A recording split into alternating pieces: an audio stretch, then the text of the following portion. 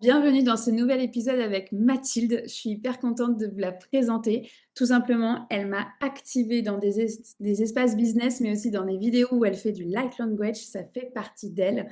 Donc oui, j'ai très hâte, Mathilde, que tu nous racontes ton histoire. Quelle sorcière tu es pour te présenter? J'adore cette question. Je me suis jamais présentée par cette question. Alors, quelle sorcière je suis? Je dirais que je suis une sorcière qui aime la relation à la nature parce que tout a démarré pour moi dans la nature. Donc, je suis une sorcière qui guide avec cette connexion, cette présence à la nature. Parce que et voilà, pour moi, on a des messages, on a ce retour à soi, il y a un retour connecté à son rythme. Et je suis cette sorcière artiste aussi, parce que je crée des géométries sacrées et j'adore voilà, guider les gens dans leur talent et dans leur expression ouais, de qui ils sont.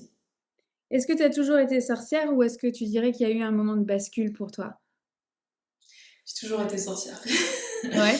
J'ai toujours été sorcière parce que quand j'étais petite, je parlais avec des êtres que personne ne voyait. Ma mère elle me disait, mais tu parles avec qui? T'es toute seule? Genre j'avais 4 5 ans et j'étais souvent avec des êtres que personne ne voyait. Tu sais, un peu des fois les enfants, les amis imaginaires, j'avais vraiment ça. Et puis j'en avais, mais je disais, mais il est là avec moi tout le temps. Et je disais que c'était mon guide à un moment donné. Ma mère m'a dit, c'est peut-être ton ange gardien parce que je disais, il y en a un particulièrement qui est là avec moi, qui me suit partout. Donc voilà, je dirais que j'étais connectée depuis toute petite sorcière. Et après, je l'ai mis de côté, ce côté sorcière. Je pense que j'en ai eu, je savais pas quoi en faire, j'en ai eu honte, j'ai l'impression que c'était pas adapté dans cette société. Et donc, je me suis dit, non, j'ai besoin de trucs qui ont l'air de faire normal, comme tous les autres, on dirait, dans cette société. Donc, j'ai mis ça de côté. Puis, j'avais peur d'en parler aussi. Je pense que c'était un truc que je ne parlais pas.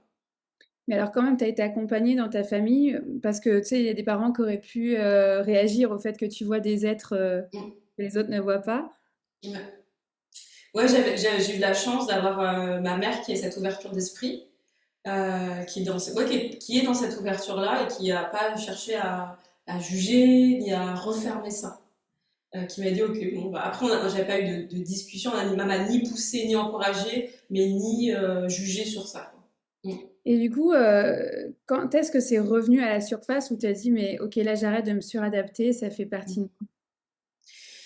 C'est en j'ai fait des études dans l'environnement, parce que je voulais travailler dans la nature, et en fait, je me suis rendu compte, et je pense que tout le monde a ça, cette intuition, cet instinct, et quand j'ai fait des études en sciences, j'ai fait une licence en biologie et un master en écosystème terrestre, il y avait très peu de place, en tout cas dans ce que j'apprenais, dans l'intuition, en fait. Il n'y avait pas peu de place à nos capacités, en fait.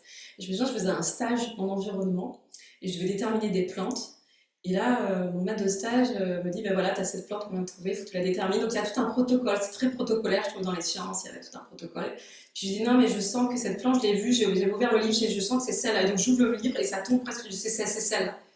Et là, il me regarde, il me fait, mais il me dit, c'est pas du tout comme ça qu'on fait, c'est pas ça et tout. Et là, il fait tout le protocole pour arriver sur la même chose que moi. Mais je lui dis, bah tu vois, il me dit, oui, mais c'est pas comme ça qu'il faut faire. Et là, je sentis une crispation de dire, en fait, moi, je ressens des choses, c'est rapide, c'est fluide, c'est là. Et en fait, on me dit que c'est pas comme ça qu'il faut faire. Et donc, j'ai senti, en fait, cette contraction, cette contradiction en disant, bah, j'ai envie d'être qui je suis, mais on me dit que c'est pas comme ça. Et j'étais toujours tiraillée entre je perçois des choses, mais apparemment, c'est pas le moment. Et pendant longtemps, j'ai eu un peu ces va-et-vient entre bah, je perçois, mais ça n'a pas l'air d'être le moment. J'ai peur en même temps, et en même temps, j'avais peur en fait d'y aller aussi. Et du coup, c'est un moment de bascule qui dit: «Bon, OK, on y va». Est-ce que tu as travaillé, tu as continué dans ce métier-là ou pas? Non, bah j'ai pas, non, j'ai travaillé 1 an dans l'environnement, et après, bah, en fait, quand j'ai vu que moi je voulais protéger la planète, la nature, et que quand j'ai vu qu'entre eux, les êtres humains, ils n'arrivaient pas à s'entendre, ils se prenaient la tête, il y avait des conflits au travail, il y avait des gens qui partaient en burn-out, je me suis dit, en fait, l'humain, il est déjà même pas capable de prendre soin de lui, il n'est pas capable déjà de s'écouter. Je me dis, mais comment il va réussir à prendre soin de la planète si déjà il n'arrive pas à prendre soin de lui, en fait. Et donc là, j'ai décidé de me tourner plutôt à accompagner l'humain, parce que je me suis dit ça. Et donc du coup, en fait, tu es passée de l'écologie, on va dire, environnementale, enfin la Ouais, nature, la planète en tant que telle, à l'écologie intérieure finalement. ouais, exactement. Ouais. c'est Et ça. alors, du coup, comment tu as déroulé le fil, tu vois? Parce que de ce diplôme à, OK, je m'occupe de l'humain, qu'est-ce qui Ouais. s'est passé? Tu sais, raconte-nous les étapes, hein. Bah, ce qui s'est passé, c'est quand même à la fin de mes études, je me suis quand même posée avec ça qui était arrivé, je me suis posé la question est-ce que je continue en fait? Et puis, bah, j'ai été réaliser un rêve, j'ai parti vivre pendant 6 mois en Afrique pour m'occuper des chimpanzés. Ça, c'était un rêve dans un centre de conservation. Et à la fin, je me suis dit, à la fin je vais savoir si je veux continuer ou pas. C'était un peu mon moteur. Sauf qu'entre-temps, j'avais trouvé un boulot à mon retour. Parce qu'il fallait que je trouve un boulot. Mes parents m'ont dit, bon, c'est bien, t'as ton diplôme, mais il faut y aller, quoi. Donc je me suis dit, merde, allons-y vite. Et donc j'ai travaillé après donc 1 an dans l'environnement et au bout d'1 an il y a eu pas mal de choses qui sont surgies de tout ça et là je me dis non j'ai décidé de me former à autre chose d'arrêter et donc là j'ai entamé une formation à la fin de ces 1 an dans l'environnement en communication non violente en fait je suis passée dans cet espace là et après de fil en aiguille je suis arrivée plus vers du chamanisme. C'était déjà là parce que dans la famille c'était déjà là parce que ma grande sœur est dans le chamanisme donc on est un peu une famille de sorcières, de mère en fille, j'ai envie de dire. c'est c'est vraiment là. Et même si c'est là, mais on n'est pas on va dire, avec nos blessures et tout, on n'est pas vraiment une famille de sorcières soudées. On n'est pas une sorcière de, tiens, on est dans cette sororité, tiens, on va se soutenir. C'est un peu chacun pour soi, quoi. C'est genre, on l'a fait à la dure et on va devoir tracer notre chemin à la dure. Et voilà, c'est un peu voilà, la petite tristesse qui est, oh, j'aurais aimé qu'on soit peut-être plus dans ces voies qu'on emprunte, qui sont pas toujours faciles, en fait, surtout dans nos sociétés, d'avoir peut-être plus de soutien ou d'encouragement, de me dire, ah ouais, toi aussi tu prends ce chemin-là, ou toi tu fais un chemin qui a l'air un peu différent, allez, let's go, on s'encourage parce qu'on sait que c'est pas facile de suivre sa voie, ni ses intuitions, ni ses appels de l'âme, qui c'est pas forcément, c'est pas raisonnable au vu de la société, quoi. Donc, ouais. Et alors, attends, moi, je suis très curieuse parce qu'en fait, ta grande sœur, elle a initié en fait un chemin dans le chamanisme. Tu l'as vue Ouais. s'épanouir dedans et tu t'es dit, OK, je vais aller apprendre moi aussi. Ben, moi, j'étais à ma façon, j'étais dans une sorte de chamanisme parce que à 15 ans, je voulais. Donc moi, j'étais donc très petite, j'étais assez ouverte, je parlais à des guides. Et à 15 ans, j'ai décidé que je voulais parler avec les arbres comme métier. J'étais tellement. Donc moi, je me dis, moi, mon métier, c'est j'aimerais parler avec les arbres. J'avais fait même un mini formation avec une femme, je crois que c'est pas une Maria Vanier qui qui a écrit un livre, qui aussi, elle nous a appris pendant un stage de 3 jours pour comment communiquer avec les arbres quand même. Et moi, c'était la nature, c'était vraiment mon univers, les animaux, communiquer avec les animaux, la nature, c'était vraiment là, en fait. Mais j'ai choisi d'aller à une voie classique à ce moment-là. Là où ma sœur, elle, c'était pas vraiment là, et ça s'est venu, on va dire, parce elle s'est tournée assez rapidement, elle a fait une licence en psychologie, donc elle a voulu aussi aider l'humain. Elle, tout de suite, moi, j'étais partie dans la nature, et après, elle est partie dans une voie chamanique par la suite. Mais c'était elle, c'était là, ça s'est aussi ouvert pour elle, vraiment la voie chamanique où moi, où je me suis dit, je sentais que le chamanisme en tant que tel, j'étais attirée sans être attirée. Il y avait quelque chose qui était, je sens qu'il y avait des espaces où c'était un peu trop rigide pour moi. Intéressant. Alors moi, je veux qu'on creuse là-dessus. Pourquoi? Non, mais parce que il y a vraiment, tu vois, cette image du chamanisme traditionnel, Ouais. ancestral, qui moi, dans lequel j'ai complètement étouffé, en fait. Tu vois, Mm. justement, tu parlais de protocole tout à l'heure. Tu vois, j'ai Ouais. un frisson qui me parcourt, mais moi, ces Mm. protocoles, ils m'ont rendu chèvre, en fait. Ouais. Et donc, Mm. il y a eu toute une adaptation de dire, OK, ça, c'est le chamanisme ancestral. Il y a évidemment qu'il y a plein de choses magnifiques. Mm. Pourtant, aujourd'hui, on est dans une société moderne et comment on arrive à arrimer les deux. Donc, ouais, comment ça s'est passé de ton côté? Tu as retrouvé des protocoles finalement dans ce chamanisme? Bah, j'ai été pas trop dans un chamanisme traditionnel. Très vite, j'étais vers un chamanisme plus, on va dire, quantique, moins traditionnel, parce qu'en fait, en effet, le chamanisme traditionnel, je pense qu'il y a des gens qui sont vraiment des gardiens des traditions, et c'est tout à leur honneur, et moi, j'honore ça. Mais moi, je sens que dans mon énergie, dans mon âme, je suis pas une gardienne des traditions, le chamanisme. Moi, je suis plus quelqu'un qui va ouvrir de nouvelles voies, qui est plus visionnaire, qui amène, et puis qui crée aussi un peu des passerelles, comme tu dis, entre, ok, monde moderne, et là, et puis voilà, il y a peut-être des choses à actualiser dans le chamanisme. Ok, il y a quelqu'un qui a fait naître ça, qui a fait créer des protocoles à un instant T. Mais je dis, ok, aujourd'hui, j'ai besoin, moi, d'un chamanisme qui est plus proche de la connexion de l'individu. Comment toi tu te connectes, comment toi tu fais, selon ta manière à toi. Oui, c'est bien qu'il y ait un cadre, qu'il y ait une structure, mais comment la personne au sein de ce cadre et cette structure, elle va ramener sa couleur en fait. Et je trouve qu'il y a du chamanisme où les gens font parce qu'on leur a dit que c'était comme ça, on leur a transmis d'une certaine manière, mais des fois ça prend pas très soin, ça respecte pas forcément la couleur de la personne et les gens, bah, je les sens pas 100% eux quoi. Je les sens vraiment dans une sorte un peu de rigidité quoi. C'est genre ok, comment ça devient plus toi ou plus flexible parce qu'il y a peut-être des choses que tu maîtrises pas ou il y a des cas à part. Ça tout ne rentre pas dans des cases en fait. Mais c'est hyper intéressant ce que tu nommes là parce que, enfin, moi, je l'ai mal vécu de cette Mm, rigidité et de sortir en fait de cette rigidité et de mm, s'autoriser en fait mm, ensuite à dire bah ouais, je suis chamane et en plus de ça, ça sera pas 100% les mm, protocoles, les machins, mais c'est s'autoriser à sortir du cadre et en mm. fait, le chamanisme peut devenir une case en fait, comme tu le Ouais, dis. Merci de venir le dire comme ça au micro parce que tu es la première mm, à oser le faire et ça prend en fait bah, ces visionnaires qui disent bah ok, on est juste dans un monde, on est tous ensemble autour du feu, chacun ouais, apporte sa couleur pour plus d'amour et plus de joie. Point en fait, ouais. pas plus que ça. Ouais, mais c'est ça. Et tu vois, ce que je prenais, et je te rejoins, en fait, il y a plein d'espaces ou de courants où il y a une sorte de conditionnement, et on a l'impression de quitter un conditionnement pour un autre. Et cette rigidité-là, et je me dis, ok, en fait, je te rejoins, mais est-ce qu'on peut pas juste mettre notre couleur? On a des valeurs des fois en commun, des fois des trucs qu'on se rejoint pas. Et c'est ok, on va pratiquer, on va avoir nos pratiques et nos talents de manière différente, mais est-ce qu'on peut vivre dans ce respect de dire ok, et puis on a le droit de pas être d'accord aussi.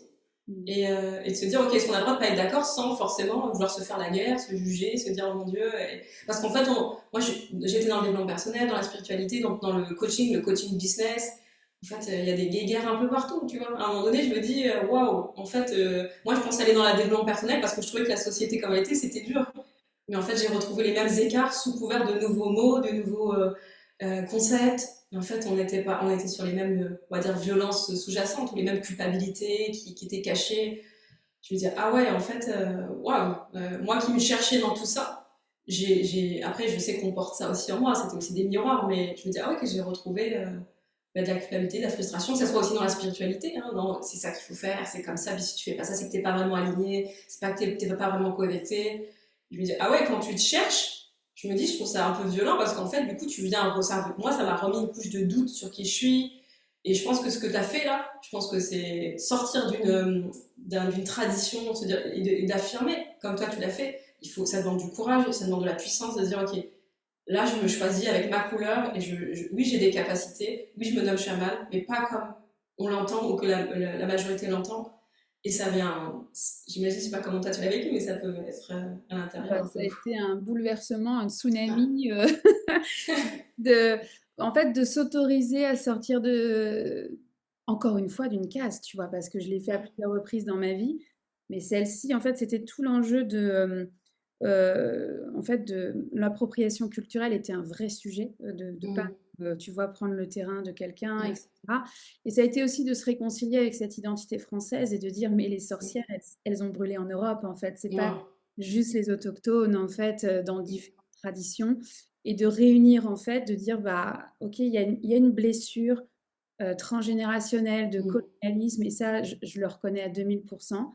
Moi, tu vois, par exemple, je remets chaque année 5% à des tribus, en fait, pour mm, cultiver justement ces gardiens des traditions. Je peux pas ouais, faire plus. Tu vois, et en fait, j'ai lâché en disant, mais voilà, je donne, je transmets à ma couleur, je ouais, respecte, mais il y a un moment donné, je vais pas, moi, rentrer de nouveau dans une case pour plaire à d'autres, parce mm, qu'il faut être comme ci, comme ça, et le protocole, c'est ci, c'est ça, mais moi, ouais, si ça ne parle pas, ouais, tu vois, donc oui, mm, ça demande du courage, c'est clair. Mais du coup, alors, tu es allé chercher des outils en communication non violente, tu es allé mm, chercher la voie du chamanisme, tu as mm, parlé de géométrie sacrée, on va parler du mm, langage de lumière aussi. En fait, mm. tu t'es formé et puis tu as créé ton propre métier. Est-ce que c'est comme ça que tu le dirais?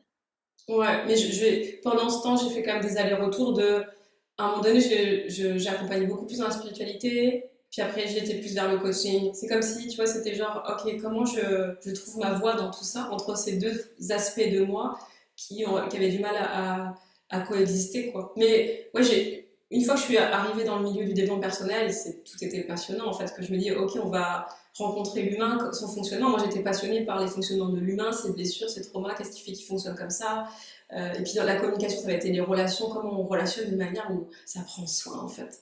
Donc ouais, je suis plongée dedans et c'était génial, j'ai adoré, j'adore encore, c'est toujours passionnant.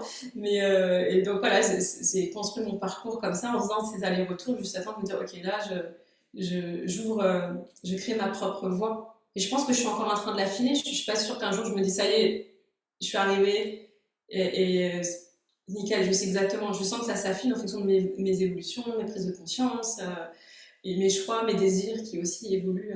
Ouais. Et alors, est-ce que tu dirais que aujourd'hui, tu vois, tu as différents outils au Mm. service de... Qu'est-ce que tu dirais? Ta grande mission, c'est quoi? Ma grande mission, c'est d'accompagner les gens à se révéler, à être eux-mêmes, à reconnaître leurs talents qui sont là et à être dans leur puissance en fait. Euh, ouais, je pense qu'en écho avec mon chemin, de me dire ok, même si je pense que j'ai été beaucoup guidée, on est tous guidés, mais voilà, c'est cette puissance qui m'a dit ok, là je fais pas ça, là j'arrête l'environnement, alors que j'ai fait 5 ans d'études et que tout le monde tu me dis ok, tu peux pas, tu viens de faire 5 ans d'études, tu peux pas arrêter là. C'est le début normalement. Et là je me dis maintenant je reprends des études, je me reforme pour être à mon compte. Enfin, il y a plein de choix qui m'ont demandé d'être connectée à cette puissance parce que c'est pas des choix classiques, c'est pas des choix qui sont encouragés. Je me suis pas sentie encouragée ni valorisée dans mes choix, et donc ça m'a demandé de se reconnecter à cette puissance. En fait, ok, je sais pourquoi je le fais là. Il y a la vie qui me traverse, c'est par là, même si à l'extérieur il n'y a pas l'air d'avoir de soutien. Et Donc, donc, du coup, tu sais, tout ce chemin, tu as évoqué, tu le dis, tu n'as pas été valorisé, tu vois, dans les dons finalement qui sont les tiens, hein, parce que pour moi, mm, parler avec les arbres, parler avec les plantes, la reconnaître directement, c'est un don parmi d'autres. mm, Mm. Comment, comment tu as réussi à traverser, tu vois, ce courage, ce leadership de dire, bah, mm, en fait, d'accord, c'est pas classique. mm, Le regard des autres a probablement eu quand même de l'impact, tu vois, mm, dans ton cœur.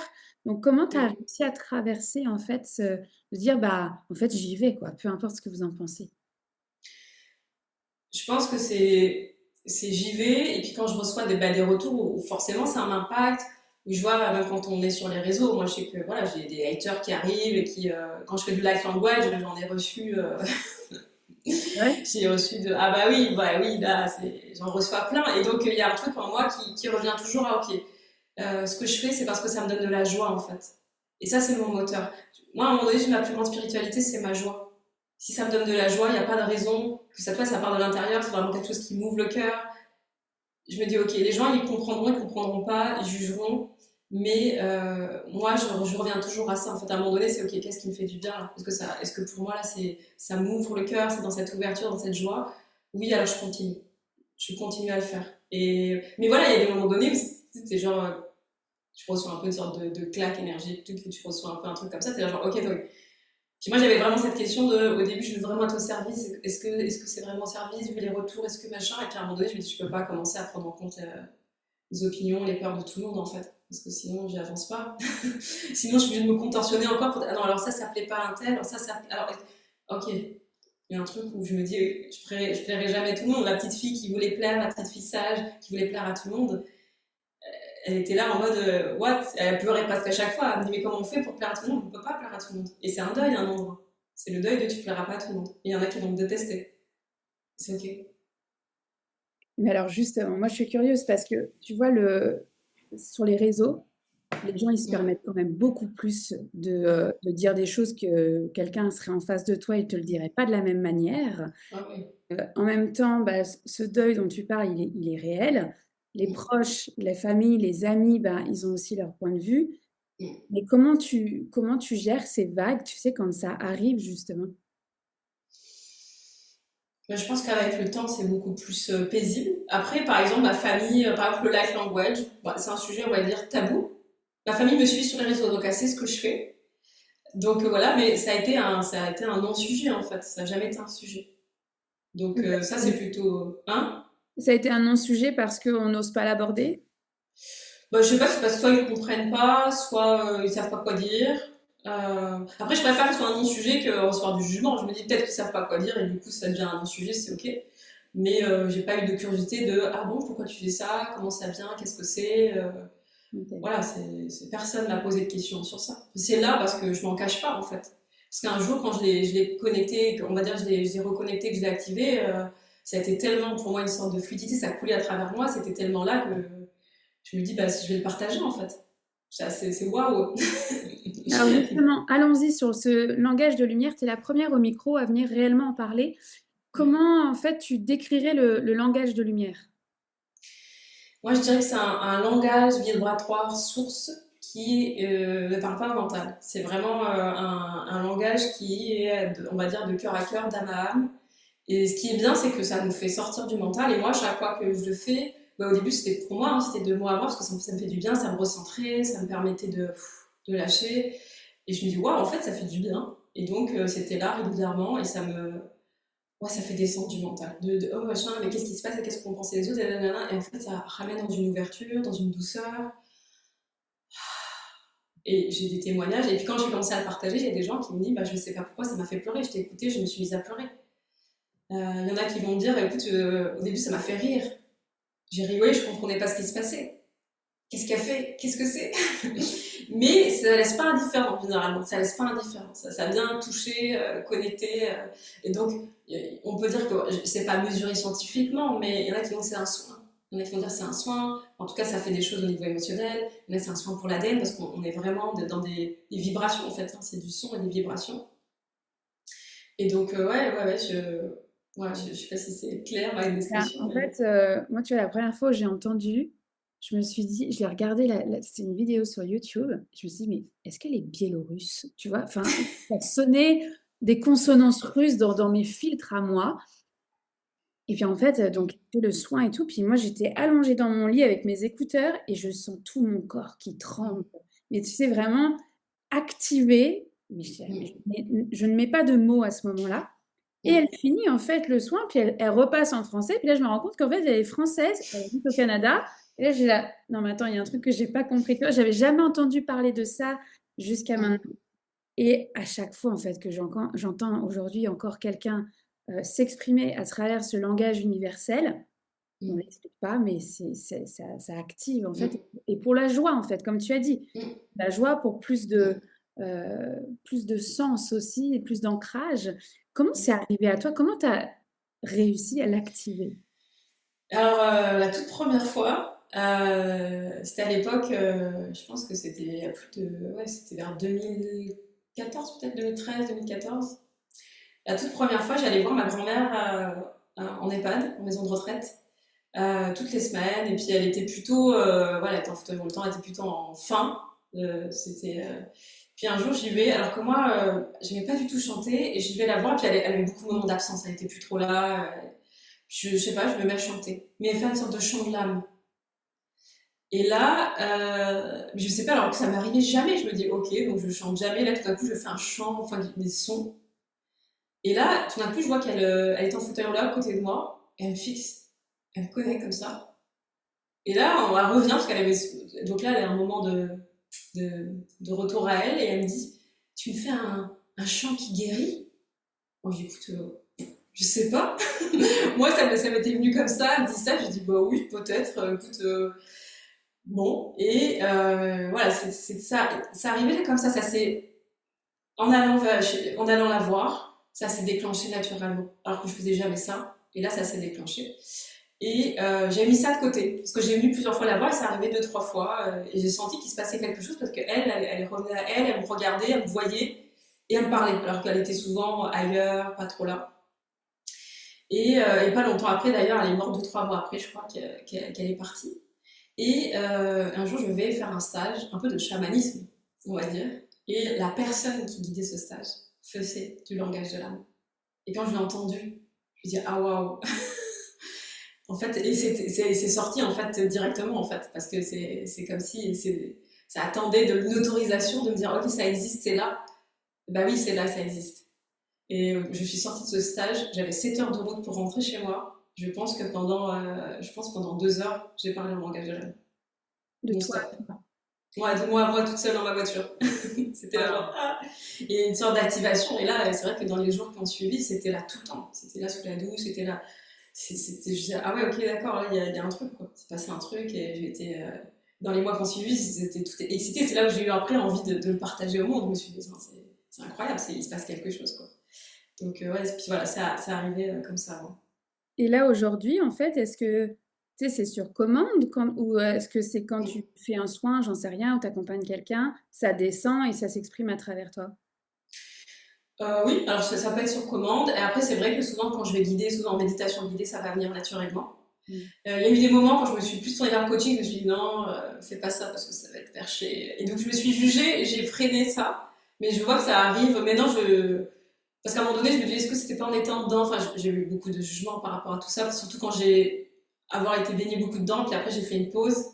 C'est ça ma vie, que j'étais plus du tout plus vers le coaching business. Je me suis dit, est-ce que ça a vraiment sa place dans le coaching business?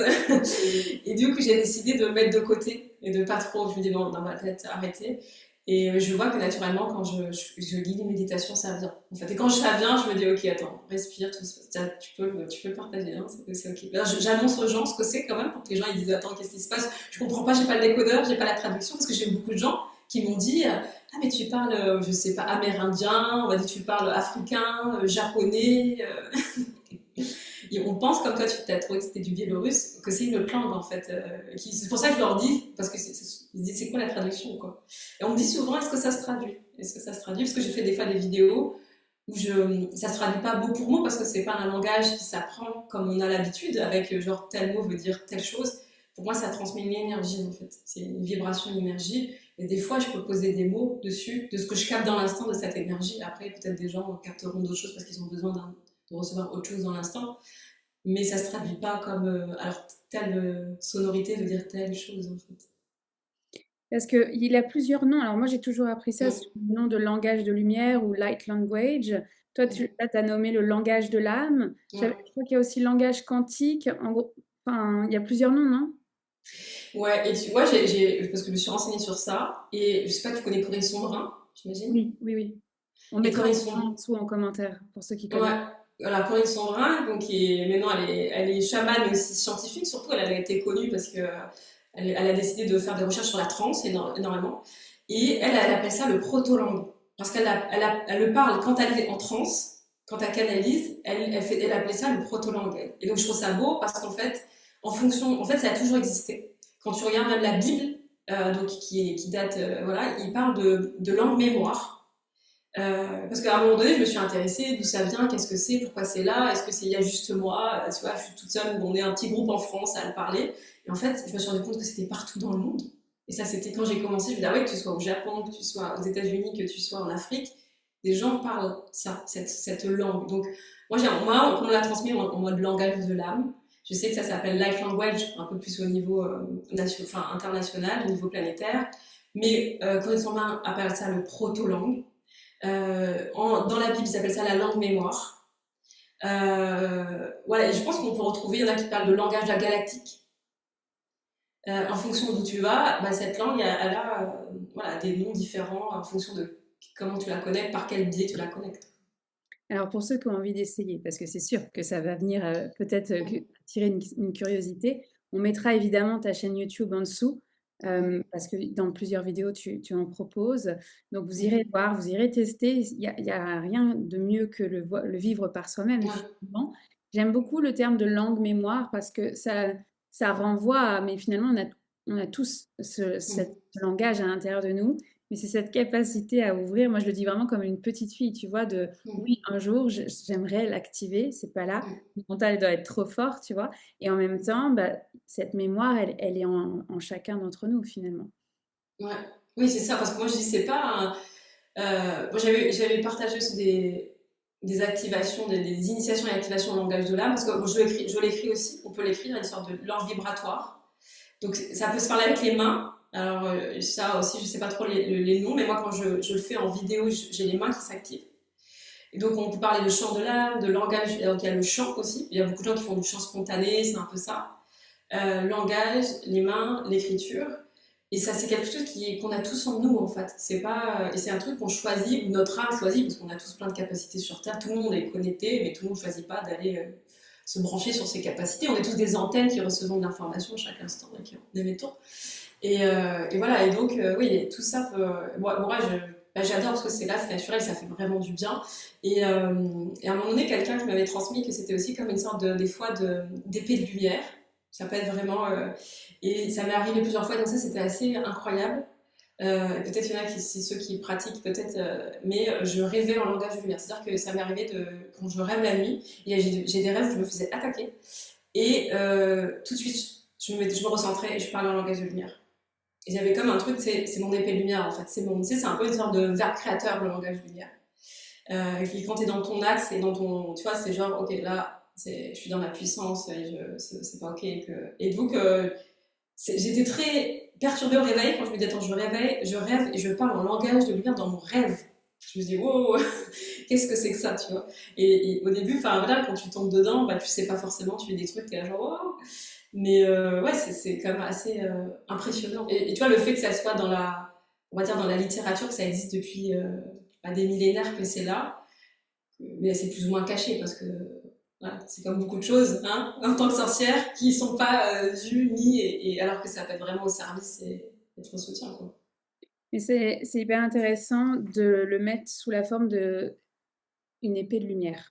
Parce que, bah, il y a la noirceur, il y a la lumière, en fait et puis, bah, des fois, tu sais, dans cette protection énergétique, moi, ce qui me drive tout le temps, c'est la lumière va toujours vaincre, toujours. Mm, Et donc que tu utilises cet outil-là comme une épée de lumière, ça me touche, en fait, parce que je me dis: «Bah, oui, en fait», donc ça montre bien à quel point on a tous, en fait, cette capacité-là et de mm, dire: «Bah, ça rentre pas dans mon énergie, ça, ces ouais, attaques-là, ça n'a pas de sens» et c'est la lumière et en fait, comme tu l'as dit, la seule spiritualité, c'est la joie.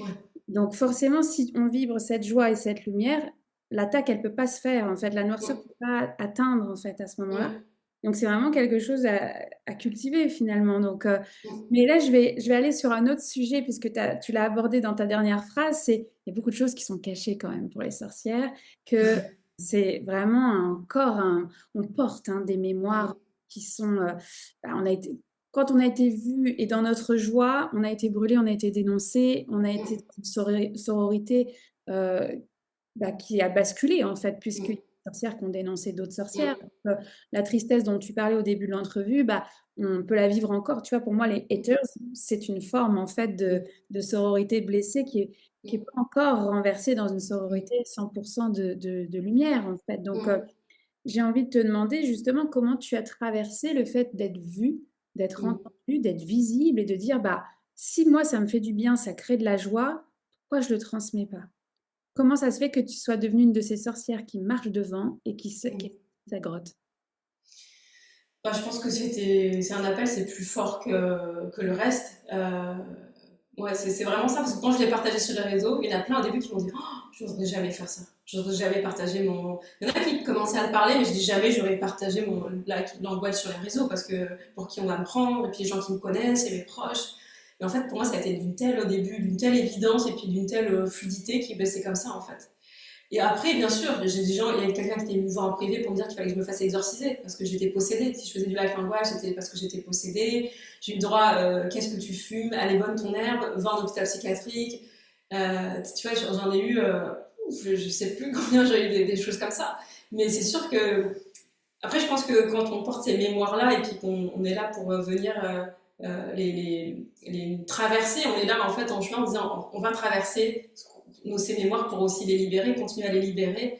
Et donc voilà, moi je suis partie. Heureusement quand j'ai pas toute la conscience au moment où j'y vais en me disant oh mon dieu je vais me faire voilà je vais avoir des retours, je vais me faire détester. Euh, mais voilà après moi je sais que comme tu dis c'est des personnes qui sont toujours connectées à cette sororité et cet amour quoi. Je me dis c'est juste qu'à un moment donné si tu en arrives à juger l'autre tu le connais pas, tu sais rien de lui et que tu commences à balancer des jugements, c'est que t'es pas dans l'amour. Donc je me dis, ok, c'est des gens qui sont en souffrance en fait, simplement. Mais je veux pas éteindre ma joie ni ma lumière parce qu'il y a des gens qui sont frustrés dans leur vie, quoi, tu vois. C'est genre, non, c'est pas ok. Mais donc c'est vraiment cet appel de l'âme, tu vois? Parce que, Ouais. tu vois, je vais prendre l'exemple, on est à la saison 5 quand même dans cet épisode-là et quand Mm, j'ai sorti la première fois le premier épisode, mais moi j'ai cru que j'allais mourir sur place en fait, tu vois? J'ai mis mm, 1 an et demi à venir sur YouTube en me mm, disant: «Mais je vais être, tu vois, dénoncée, avoir des commentaires de fou», ce que je n'ai pas eu pendant longtemps et j'ai mm, célébré mon premier haters. Il m'a dit: «Tu as vraiment de l'imagination», tu sais, avec mm, des voyages chamaniques. Et en fait, Ouais. j'ai lu le commentaire, j'ai souri et j'ai dit: «OK, je suis prête à ne pas être aimée par tout le monde Mm, parce que c'est tellement important pour moi dans ma vie pour que je mm, trouve cette joie que, bah, en fait, on y va». Puis mais donc du coup, c'est comme tu dis, c'est un appel de l'âme, en fait, de ouais, poursuivre, en fait, cette mission et de dire: «Bah, je contribue», en fait. ouais. Puis je pense qu'il y a ce qu'on s'imagine, parce qu'on peut être plein de dire, ah oui, c'est vrai qu'il y a des haters, puis il y a des gens qui, tant qu'on le vit pas, on reste dans une sorte de, on sait pas exactement ce que ça va nous faire, comment ça va nous toucher. Moi, j'ai l'impression j'ai dépassé des haters sur certains plans. Par exemple, la spiritualité, pour moi, c'était plus facile. Et il y a d'autres plans où j'ai pas, où ça vient encore me toucher. Tu vois, il y a des choses où ça vient encore me toucher et j'aurais pas pensé. Mais je me suis dit, ah ouais, il y a des espaces où la petite fille qui veut être plaire, encore qui va te aimer, il y a des espaces, elle est ok de lâcher, il y a d'autres, elle était encore en train de tenir. Quoi. Et je pense que quand on choisit d'être visible sur les réseaux, on va traverser ça. Il n'y a pas très longtemps, il y a quelqu'un qui m'a dit, mais je vais te dénoncer pour secte. Alors qu'en ce moment, en plus, j'ai fait moins de choses spirituelles, et là, c'était sur un truc il y a 5 ans, tu vois, et je me suis dit, ah ouais, d'accord, là, on arrive dans des espaces, je me suis dit, ah, waouh, et je me dis, ok, c'est des peurs que j'ai. Et je me dis, de toute façon, je ne pourrais pas faire l'économie de les traverser. En fait, si je veux vraiment être qui je suis, bah, c'est parti, quoi. Tu vois, tu vois, je pense que c'est sorcière, à un moment donné, oui, t'as pas envie d'être brûlée, mais en même temps, tu peux pas renoncer à qui tu es, en fait. Parce que c'est aussi, c'est mourir à qui tu es. Tu vois, c'est aussi une sorte de mort. Quand tu dis, je peux pas être qui je suis enfermée dans des trucs, c'est douloureux, en fait. Donc, moi, je préfère être qui je suis, même si ça plaît pas, qu'à un moment donné, me cacher, vivre toute une vie cachée dans un truc où c'est pas moi, où je dois. C'est pas une vie, quoi. Et je pense quand on a ces mémoires-là et en tant que sorcière, il y a quelque chose qui est. Oui, c'est douloureux, oui, on a peur. Bien sûr qu'il y a des peurs de. Voilà, on est mort sur un bûcher, donc forcément qu'il y a des mémoires qui se réveillent de survie. Mais il y a quelque chose de plus profond qui dit on se cachera plus, en fait, parce qu'on n'a pas honte. On n'a pas honte de qui nous sommes. On n'a pas honte d'avoir des dons, d'avoir des capacités, d'être sensible, d'avoir cette sensibilité. C'est en quoi on devrait avoir honte, en fait, d'être qui on est. Et donc, ouais, c'est quelque chose qui est plus fort, qui est la puissance de la vie à l'œuvre dans toute sa diversité, quoi, qui a envie d'être vue, d'être reconnue comme elle est, et puis tant pis si ça plaît, et d'autres, on sait que ça plaira, et des fois, pour certains, heureusement, on reçoit plein de personnes que ça touche aussi, quoi, et qui fait aussi que, ok, on sait pourquoi on continue aussi. Exact. En fait, tu renverses la vapeur en disant: «Mais tu vois, le focus, où est-ce qu'on le met? Sur ces haters Ouais, ou est-ce qu'on le met sur ces communautés incroyables qu'on bâtit, avec lesquelles on kiffe, en fait, où c'est plus un mm, métier?» Enfin, moi, je mm. j'ai pas l'impression de travailler, tu vois? Donc Bah ouais, c'est ça, et je me dis: carrément. «Mais c'est aujourd'hui, je peux pas renoncer à cette vie professionnelle que j'aime trop, en fait», tu vois? Enfin, c'est à ma Ouais, vie tout court, de toute façon, puisque ça se retrace ouais, dans toutes les sphères. Donc je vais aller sur un dernier sujet parce que tu as parlé de géométrie sacrée. ouais. Et j'aimerais bien t'entendre sur ce sujet-là. Comment, pour toi, c'est arrivé dans ta vie? Comment ça se manifeste aujourd'hui? Pourquoi tu l'utilises dans tes études? Ouais. Bah là, ça va être, j'ai envie de dire, un peu décevant parce qu'il n'y a pas eu de bascule. Quand je dessinais petite, je dessinais beaucoup de géométrie. En tout cas, les couleurs, les formes, je dessinais beaucoup de choses un peu intuitivement. C'était là. Et j'ai commencé à faire, après, ado, à faire plus des sortes de mandalas. Voilà, ma grand-mère me disait, ah, ça a l'air d'être comme des mandalas que tu dessines, c'est beau. Alors j'ai eu de la chance parce que ma grand-mère, elle adorait, elle voulait garder tous les dessins que je faisais. Bon, c'est un peu les grand-mères qui gardent tout ce que tu fais. C'est genre, waouh, toi en tant qu'enfant. Et puis j'ai arrêté parce que pour moi c'était des petits dessins que je faisais dans mon coin, tu vois, c'est genre, ah, bon, ouais, on va pas en faire toute une histoire. Et puis quand j'ai refait ce stage, justement, il y avait du light language dedans. On fallait faire une création pour venir. C'était un stage un peu tout, donc il y avait du chamanisme, mais un chamanisme aussi. Bah, il y a le chamanisme traditionnel et plus ouvert, un peu les deux. Et moi j'ai dessiné, bon, moi je savais faire des petits dessins entre guillemets, et je suis venue avec un dessin quoi. Et là elle m'a dit ah ouais c'est pas un dessin, c'est pas un petit dessin, c'est pas un truc. Moi je suis arrivée là en mode oh, mon petit truc d'enfant, tu sais limite j'ai honte, tu vois, je veux le cacher genre. Et puis en fait elle m'a dit non c'est pas un petit dessin en fait, c'est puissant, il y a de la connexion, il se passe des choses quand on, c'est des activations en fait. Et donc j'étais ah ok, et donc j'ai choisi d'en faire quelque chose. Et là aussi ça a été traversé le fait que j'ai mis le mot artiste en fait, qui je suis, qui j'ai pas fait d'école d'artiste, je suis pas une artiste. Et donc là j'ai commencé à en mettre sur les réseaux sociaux, à créer une page d'artiste. Et là les gens sont venus en disant, parce qu'au début je faisais des créations personnalisées avec l'âme, en disant ouais je te fais une géométrie personnalisée dans ce que tu as besoin.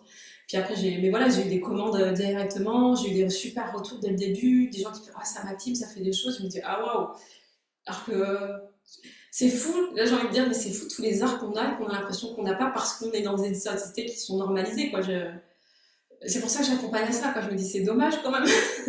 On a plein de beauté et c'est caché parce que soi-disant on l'a pas appris à l'école quoi. Hmm. Et donc voilà, j'ai commencé à ce moment-là à faire beaucoup plus de géométrie. Puis ça me fait du bien, puis c'est vraiment c'est un processus pour moi la géométrie. Après alors maintenant j'en fais aussi sur ordi, je me suis modernisée, je suis cette sorcière moderne qui s'adapte. Mais voilà, avant c'est vrai que quand je faisais à la main c'était beaucoup plus de temps, je pouvais mettre 9 heures, 10 heures et je pouvais pas travailler plus d'une heure ou deux sur une géométrie parce que énergétiquement je sens que ça me fait travailler, c'est des process. Mais c'est voilà, c'est aussi hyper moi j'adore parce que c'est voilà, c'est une sorte de concentration et en même temps c'est une concentration en canalisation parce que je sais jamais quel est la prochaine forme, la prochaine couleur qui va arriver en fait. Ça se fait au fur et à mesure quoi. Donc ouais, voilà, j'adore ça, c'est là. Puis on m'a contacté il y a 5 6 ans maintenant pour faire des logos vibratoires en me disant ah, je fais mon logo. What? J'étais là, genre mais je fais pas ça en fait, c'est pas mon métier. Et mais j'ai eu une personne, deux personnes, trois personnes, quatre, et au bout de la cinquième, je dis bon, est-ce que je choisis d'ouvrir cette porte? Et j'ai dit allez. Je vais explorer cet espace-là. Quoi. Donc, voilà, ça m'a amené vers faire des logos vibratoires en lien plus de coup avec la géométrie sacrée. Quoi. Incroyable. Est-ce on est loin des grilles de géométrie sacrée, tu sais, je pense à Métatron, je pense à l'œil d'Horus, tout ça. Est-ce qu'on est loin de tout ça? On est plus dans un dessin canalisé? Ouais, alors après, j'utilise quand même pas mal, en termes de géométrie, j'utilise pas mal de formes qu'on va retrouver, des triangles, je travaille beaucoup de triangles, tu vois, des losanges, des cercles beaucoup. Oui, moi quand je me suis lancée, j'avais pas du tout cette notion de fleur de vie, métatron, dans ces choses classiques. Donc j'étais un peu à part. Donc moi je me suis jamais. Voilà, j'ai dit géométrie sacrée parce que ça se rapproche plus, mais est-ce que ça serait vraiment le terme je sais pas, tu vois. Mais voilà, il y a quand même des formes géométriques qui sont vraiment là. Et puis maintenant, je mets pas mal dessus du langage de l'âme, dessus, enfin du coup de l'écriture de lumière Alors, mais par-dessus. tu vois, encore une fois, tu es sortie de la case. Tu vois ce que je veux dire? Mais non, mais en fait, tu t'es révélé avec cette géométrie-là. Il y a, ok, encore une fois, une géométrie sacrée traditionnelle qui est connue, qui C'est ça. est activée. Et puis, en Ouais. fait, toi, derrière ça, tu le fais à ta couleur, en fait, tout simplement. Donc, ça s'exprime dans le dessin, dans des logos. Euh, je serais vraiment intéressée qu'on mette en commentaire ta page d'artiste, tu vois, pour ceux qui vont vibrer avec ça. Tu sais que mon aventure, elle a commencé par un dessin quand même. Ah ouais? Mais bien sûr, j'ai rencontré, c'était une grand-mère qui est décédée maintenant aujourd'hui, et que j'étais allée voir, puis elle avait fait tout un dessin où elle avait canalisé, puis elle était en langage de lumière, mais moi à ce moment-là, enfin, tu vois, on est en 2013, je ne sais même pas en fait ce que c'est. Je suis juste passionnée par le fait que elle arrive à voir mon premier bébé, ma première fausse couche, tu vois, qu'elle dessine. Mais moi, je Wow. n'ai rien raconté, tu vois. Moi, je suis complètement émerveillée par son... Et en fait, elle a vu toute la vie professionnelle couvrait cette première fausse couche, en fait, jusqu'à aujourd'hui, tu vois. Et tout a commencé par ce dessin, ces couleurs. Elle était en transe complet. Elle disait des mots de ma maman qui est décédée que seuls mes proches et moi connaissons. Donc, pour moi, il n'y avait plus de doute, en fait, tu vois. Et ça a commencé par le dessin. Donc, Wow. moi, c'est hyper important de venir traduire que ça fait partie des dons, en fait. Et ma question, c'est comment tu arrives à retranscrire ce langage de lumière dans les dessins? Parce qu'on a dit que c'est pas un langage, c'est pas des mots, c'est pas une phrase, c'est finalement des couleurs, c'est des... Alors, il y a l'écriture de lumière qui est une sorte d'écriture. Donc, il y a pas longtemps qui m'a dit ah, mais c'est du sanskrit, est-ce que c'est de l'écriture indienne? Est-ce que je dis non, c'est de l'écriture de lumière. Ok, moi Ouais, j'irai voir. après, voilà, il faut le voir. Voilà, Ouais, j'irai voir, pour je ce que c'est. connais pas. Mais, et puis, c'est pareil, parce que après, quand je me suis intéressée à tout ça, que j'ai été dans des espaces, je retrouve que ce langage de lumière, on va avoir des résonances partout dans le monde. Il y en a qui ont des langages, on peut avoir des langages de lumière qui sont proches. C'est-à-dire qu'il y a des gens qui font ah, ton langage, il ressemble à quelqu'un. Et des fois, on va avoir des langages de lumière très différents. Et comme l'écriture de lumière, il y en a qu'on va retrouver dans mon écriture d'autres gens qui font un peu les mêmes choses, quoi. Et c'est ça qui est. Je me dis là, on est tous connectés, on va dire à la même source parce qu'on est dans des pays différents, on s'est jamais rencontrés et on canalise des choses similaires. Quoi. Et, tu vois, tu te dis, ouais, moi quand j'ai vu que le langage de lumière c'était enfin internationales partout sur la planète. J'étais genre waouh, ah ouais, c'est pas. Et puis que on n'a pas la même langue maternelle, mais on a une langue en commun. Je trouve que c'est beau aussi de dire que on va pas se comprendre avec des mots, mais en fait avec un mot mentalement, mais on va se connecter peut-être sur un autre plan. Incroyable. Et du coup, Mathilde, pour conclure, tu vois, cette entrevue, ça serait quoi le message que tu as envie de faire passer à tous ceux qui vont écouter cet épisode? Bah, moi, mon message, c'est vraiment tout est possible parce que peu importe d'où tu viens et les résistances que tu vas rencontrer sur ton chemin, si tu as envie de vibrer quelque chose, si tu as envie d'amener, tu sens que tu portes. Enfin, je pense que les gens qui viennent dans nos univers, ils portent aussi une voix, en tout cas quelque chose qu'ils viennent d'amener au monde, ou en tout cas ils ont envie de le déployer. C'est possible en fait. C'est possible et ne pas s'arrêter à ça se fait pas, personne ne le fait. Ou voilà, moi, à la base, je viens d'un milieu, j'ai grandi dans une cité, dans une tour de 17 étages. Genre que c'était pas gagné que j'aille travailler dans l'environnement du tout, parce que j'étais dans une tour, du béton. C'était pas gagné, j'étais à la cité, j'étais pas gagné que j'aille faire du chamanisme ou du langage de l'âme. On m'aurait dit ça. Il y a même il y a encore 8 ans, je me dis, mais, j'aurais dit, mais non, qu'est-ce que c'est que qu'est-ce que c'est que tout ça? Donc en fait, tout est possible. Je pense qu'il ouvrons-nous à recevoir le meilleur dans nos vies, en fait. Et bah oui, ça va arriver. Quand on est branché dessus, bien sûr, même si on ne sait pas ce que c'est le meilleur qui nous attend. Parce que moi, on m'aurait dit ça, j'aurais pas cru. On m'aurait dit ça à 20 ans, je me dis, voilà, c'est quoi ça? Et j'étais perdue dans la vie. Je savais pas ce que je me dis, je me retrouve plus. Je sais pas, je pense beaucoup, mais moi, à 20 ans, je me dis, mais qu'est-ce que je vais faire dans cette vie, quoi? Je me retrouve dans aucun schéma, ni le côté avoir une maison, fonder une famille. Je me dis, moi, je n'y a rien qui me parle. Rien. Je fais quoi sur Terre, moi? Et aujourd'hui, waouh, je suis tellement touchée. Puis si j'avais dit à la Mathilde de 20 ans, ils ont t'inquiète, c'est quoi là? Tu sais pas ce que tu vas faire sur Terre, mais ton métier là, tu vas le créer de A à Z et il va évoluer. Et c'est possible. Et Qu'est-ce qu'on peut te souhaiter pour la suite? bah, toujours plus d'émerveillement, en tout cas toujours cet émerveillement et cette joie de découvrir les surprises de la vie. Merci pour cette phrase clé. La spiritualité, c'est nul autre que de la joie et on peut te Mm. souhaiter en fait que de la joie pour la suite. Moi, j'adore, tu vois? Évidemment, donc merci mille fois Mathilde d'être venue. Évidemment, on mettra en description de l'épisode tous tes liens, ta page d'artiste Mm. aussi. Et puis, on vous dit à très vite pour un nouvel épisode. Merci.